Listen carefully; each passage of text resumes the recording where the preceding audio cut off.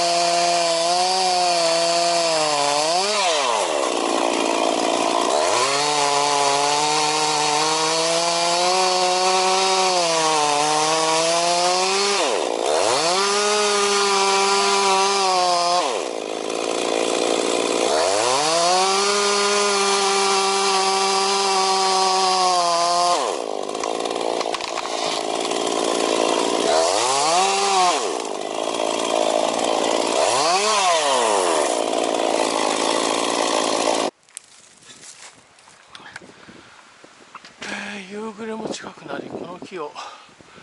どこまで行くかちょっと頑張ってみます。よいしょよいしょよいしょよ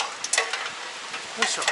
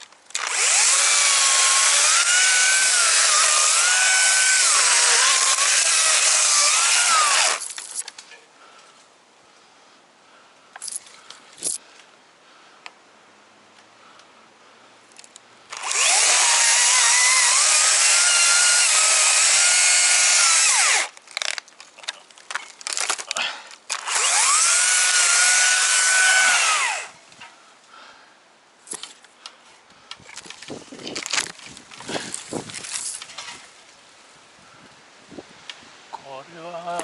怖いね。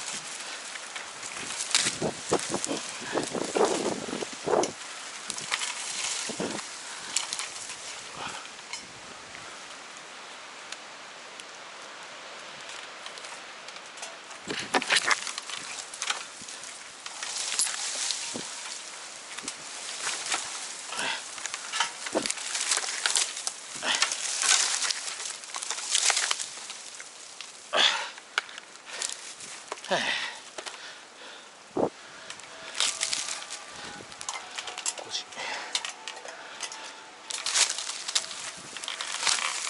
よいしょ。OK。